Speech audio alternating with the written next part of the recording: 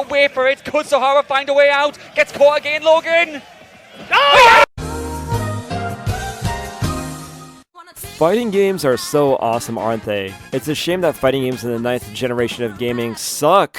Kind of. As someone whose main role in the FGC is making videos and sometimes commentating, I'm having a great time. If I was to tie my livelihood to entering tournaments or streaming fighters full time, that would be the professional equivalent of punching myself in the nuts. For every good thing about newer fighting games, there's always something that causes the urge to sumo headbutt a brick wall. I've been thinking about this recently, and I want to make a sequel to a video I made back in 2020, so let's look how things have changed besides my hair. This is about fighting games, the good, the bad, the mid, and everything in between. So before we begin, make sure you subscribe to the channel, hit the bell as well for notifications for future videos, and with that out of the way, let's begin.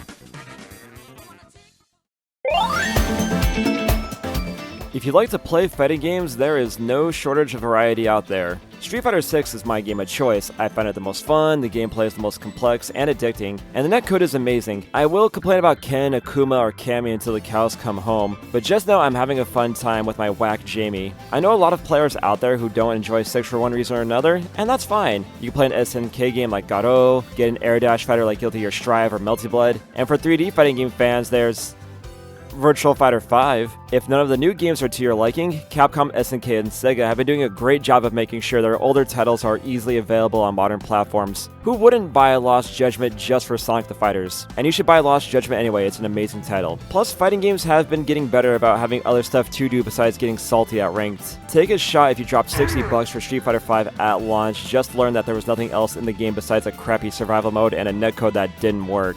Also take a shot if you quit fighting games for like 2 years because of Street Fighter 5, and also take another shot if you decided to make a YouTube channel instead of grinding fighting games because of Street Fighter 5. I don't have a shot glass right now, so this is gonna have to do. Plus, I need to kill this whiskey before I move.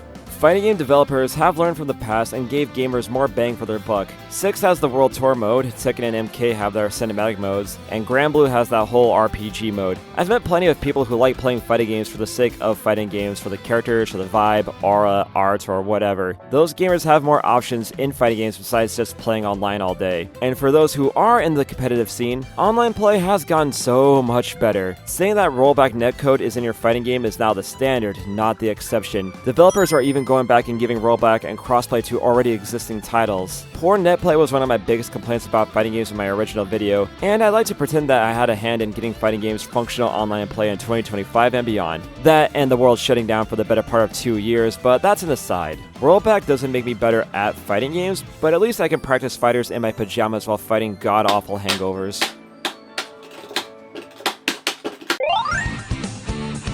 As important as sticking the landing is, it's also important to give players a sense that they aren't going to get abandoned soon after launch. For the most part, most fighting games have been doing a good job of post-game support, usually as new characters or things like costumes. Granblue in particular has been getting lots of love ever since 2020, especially after the Rising re-release. They have tons of new characters to enjoy and lots of horny costumes out there. If you could play Narmaya at a high level, you have earned those Gooner costumes. Also, shoutouts to Granblue for having a free version I can play so I can record footage of this title without having to spend money on a game that I am probably not going to play that much. Sorry, Robert. And while Mortal Kombat 1 didn't exactly light the world on fire, having a $50 season pass will take the wind out of anyone's sails. At the very least, they kept that train rolling as long as they could until Zaslav cracked the whip on NRS. Plus, the characters that they added into Mortal Kombat 1 were far more interesting than goddamn Fukuram. Of course it's Sakura, bro. You're my next victim. Oh man, Hero, bro. Hero's gonna be so, dude. I wrote this video before Armor King was announced at Comic Breaker for Tekken 8, and it just proves my point. We're getting nothing but Tekken 7 asset flips for DLC for Tekken 8. I'm looking forward to the Negan asset flip, who's going to be a female character wielding a baseball bat and might be named Megan. Not that Megan, that'd be a really cool promotion though. At least Tekken 8 has a roadmap of what to expect. More than likely more Tekken 7 rehashes, but a roadmap nonetheless. This is something Capcom has not been doing a good job of. As much as I enjoy Street Fighter 6, Capcom's post-launch support hasn't been the best. Capcom made it a point to make sure 6 was a complete product at launch, which they did with flying colors. And the quality of the costumes and characters are amazing. No more stiff-ass Falk being launched alongside costumes that have to be banned in tournaments.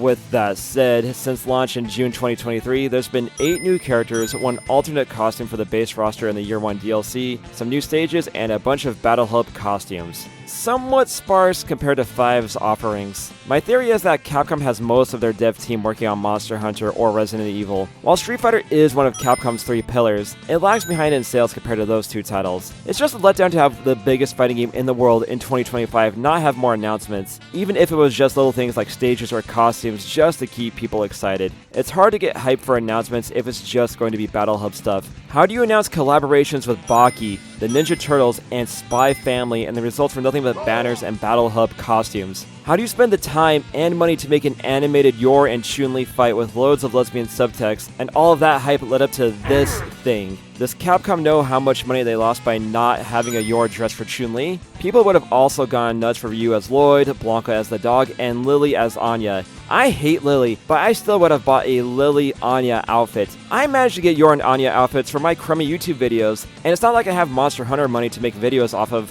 What's Capcom's excuse? Real copium is that Capcom is taking their time and money and making a proper Marvel vs. Capcom 4. Or even better, a new Mega Man Legends game. We're never gonna get a new Mega Man Legends, are we? Another thing that's important to fighters in the long term is balance changes. As a competitive player, you are at the whims of the balance team. And when the balance team whiffs, they whiff hard. We've seen that the devs, competitive players, and casual players don't always see eye to eye on what direction a game should go. And there's no point to beating around the bush. Tekken 8 Season 2 is a case of balance being thrown out the window for whatever direction they were going for, and that direction ended up being pointed towards a cliff. I've never seen such backlash towards the patch. Basically, Tekken 8 Season 2 overtuned certain characters to the point that they were not fun to fight against, as well as some system changes that did not make any sense. Reception to the game went negative and players started fleeing. Namco had to issue an emergency patch before EVO Japan just to avoid a disaster. Then Harada had to replace the whole balance team because of the disastrous patch. Not to say Namco is alone in their patch culture. ArcSys is infamous for their scattershot balance, where it's a gamble if a character is going to be hilariously overtuned or if someone's going to get gutted into the ground. It makes it hard to stay consistent when you have no idea what a developer is going to do in the next version of a game. If I wanted to gamble for a living, I would move back to New Mexico and spend my weekends at the Isleta. Let's go gambling! Aw, dang it! Aw, dang it! Aw, dang it! And while I'm ranting, and I couldn't find anywhere else in the video to put this at, whatever happened to 2XKO? A League of Legends fighting game should be heat, yet it's as cold as the ice cream that I should not be eating. Mint chocolate is the best flavor, by the way. 2XKO has been in development since at least 2019. The game is slated for a 2025 release, but as of the making of this video, we don't even know the full roster. The roster even got cut down for the full release. There was no booth or announcements for this game at EVO Japan 2025. This is going to be a match, remember? More like this game is going to be a fumble to remember. There has to be some serious development issues with 2XKO that I would love to know about. If you worked on this game, my DMs are open. Let me in on Riot's dirty little secrets.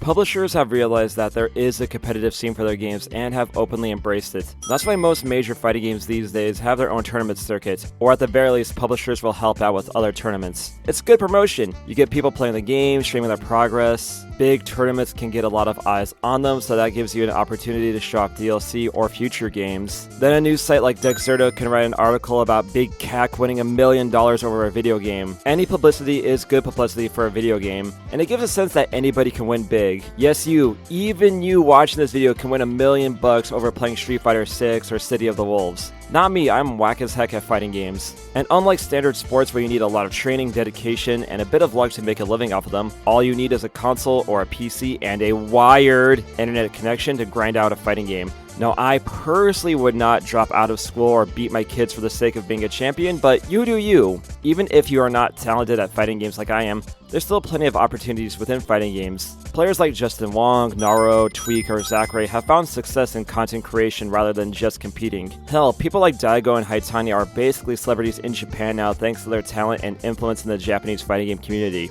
It makes sense, they already had a following thanks to their skill, so it made it easy for them to transition into streaming, making videos, or even writing a book. Even if that isn't your path, sponsors need people who are knowledgeable about the fighting game community to know how to invest going forward. Play your cards right, and you might land a job at a big sponsor, assuming their staff doesn't get replaced by AI. If all else fails, the FGC does bring in loads of different people from lots of different walks of life. Network and see what paths lay ahead of you. Still, you have to play nice and stay within the publisher's good graces. Several notable figures in the FGC have been ostracized from official events for criticizing games or publisher behavior. I don't mean ostracized, they literally send someone to your apartment and turn you into an ostrich. It's a bizarre yet sensual process. I'm 99% sure making this video basically ensures I'm never going to do commentary for any official event. At the end of the day, pro gamers are going to whine, but they're never going to be too critical because they need to be on the publisher's good side so they can make some actual cash. I am waiting for the day someone wins EVO or one of these game-specific tournaments, gets on the stage, and says the game sucks and walks off. Though there are certain tournaments where I would not do that. It's hard to discuss where some of that money is coming from. While someone like Capcom has money to burn thanks to having huge sales in some of their games, other tournaments got their money from some questionable means. Esports World Cup, or EWC, and no apologies if I say ECW by mistake, is offering upwards to $1 million for the victors of their tournaments. It's clear that the royal family has money to burn, and are more than happy to throw a ton of money at people to ignore the multitude of human rights issues coming out of Saudi Arabia. And if there is one group of people who are going to ignore those issues, it's a bunch of broke fighting game players. With the event being held in Saudi Arabia, that could be a turnoff for some competitors. I would advise against going to EWC if I were you, Sonic Fox, but you do you. But the money and publicity from EWC is too good for most people to ignore, and I will not fault anyone trying to qualify. Even the strongest of men would fold at a chance for $1 million.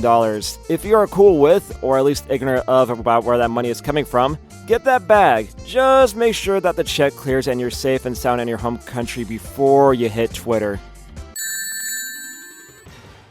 Still, a chance at winning $1.5 million is better than winning no dollars at all for your hard work. This is where I get to talk about Smash Bros. Smash Bros was my introduction to competitive gaming, and I'm always going to have a soft spot for it. Yes, I know the FGC and Smash Bros tend to be separated, but I'm still a part of that scene. I want to talk about it. It's time to admit that competitive Smash Bros is in a rough spot. Ultimate has been out since 2018 and Content Complete since 2021. Even though there's a huge player base for Smash Ultimate, Nintendo has shown zero interest in doing anything with the competitive scene. Why would they need to? The platform and the game sell themselves. By the time anyone is having issues with Nintendo, they've already bought a Switch, the online service, a copy of the game and all of the DLC, and maybe some accessories. And when you sell that many copies of a game on a platform with that many units shifted, you don't need to worry about supporting a competitive scene. The 2022 collapse of Smash World Tour and Panda Cup probably soured Nintendo on any future events, at least until the next Smash Bros can be made. It doesn't help that Ultimate at a high level of play is just miserable. Defensive characters like Sonic, Steve, or Snake are just unfun to fight against. Zoners like Toon Link or Olimar are some of the most obnoxious characters ever. And when you play against someone like Kazuya or Luigi, that means playing perfectly lest you lose in 3 hits. Coupled with the poor netcode, it makes grinding Smash Bros a stressful experience. I don't need McDonald's Wi-Fi, glue huffing, one-stock Luigi's giving me heart issues. All of these issues means that top players for Ultimate are taking a step back from the game. It's fun to grind Smash when you're in high school and college and living with your parents. It becomes a huge issue when you have to support yourself and your only source of income is grinding a game just to bring home $100 a week from the local. Good luck surviving on that paycheck in this economy, and it's not like there's many alternatives for platform fighting game fans. Melee is old as hell, and no sponsor is interested in a 20-plus-year-old game that does not have a modern port in sight. And from what I understand, Nintendo isn't interested in porting Melee to anything because they don't want to deal with Melee players. Fair enough. Rivals is a good game, but I can't see it being a huge deal because most orgs don't want to invest in a furry Smash Bros clone. Brawlhalla has a large support network, though to be frank, I have never met a Brawlhalla player in real life and I'm afraid to do so, and any other notable platform fighter crashed and burned after launch. I know Smash Bros players and fighting game players don't always see eye to eye on things, but I played Smash Bros, I played fighting games, I want to talk about it in my own damn video. But I will say this much, Smash Bros players, I really like you guys, but you guys gotta stop platforming tentacles. That dude is a goddamn hack. No matter my complaints about the games themselves, I will never complain about the community that's grown around them. I joined my first Smash Bros tournament way back in 2005, and I've been a part of the FGC ever since. There are so many wonderful people in the scene, and I've made many lifelong friends through fighting games. And in my opinion, in a post-pandemic, AI-filled world, it's important now more than ever for events to flourish. People like to hang out with each other, it's important to meet people, and if we can meet people through fighting games, that's a great thing. And from what I've seen online, there's basically a fighting game community everywhere in the world. My first home of Albuquerque has a thriving tournament scene, and it goes without saying, Tokyo has an amazing offline and online community. If there's no community in your town, then start one. Fighting games are special in the sense that they actively encourage you to get out there and show your stuff. Whether you're a top pro or just someone looking for some new friends, the FGC is always welcoming. And I cannot say that there are too many other game types out there that actually want you to get out of your house and see what challengers are out there. Fighting game is something so great. Overall, I think fighting games are in a better spot now than they were back in 2020. You have so many options and paths in the scene. Are there issues? Yeah, anything is going to have them. With everything said, I've been involved in fighting games since my second year of middle school. There's not too many activities that have held my attention as long. So what I'm saying is, get out there and play some games. Just make sure that you have a wired connection when you play online. So there's my look at fighting games finished, and I hope you enjoyed it. I do have to say, I think fighting games are in a much, much better spot now than they were back in 2020 or even before that. You just have so many games to play, good ways to play them, and there's just so many communities for every game out there. So admittedly, my title is kind of misleading why fighting games kind of suck, because they don't kind of suck these days. I don't think they suck at all, but why is it named that? Because that's the name of the game. But really though, I would not be a proper fighting game player if I wasn't complaining about the most minuscule of things, so we'll just leave it at that. So what do you guys think? Do you think I'm right on the money with fighting games? Do you think I'm being overly critical? What fighting games do you enjoy? Let me know down there in the comments. And while you're down there, make sure you subscribe to the channel, hit the bell so for notifications of future videos. Follow me on all the social media accounts like Twitter, Instagram, TikTok, at ZMIGS. And with that, I'll see you in the next video. Later everybody, take care.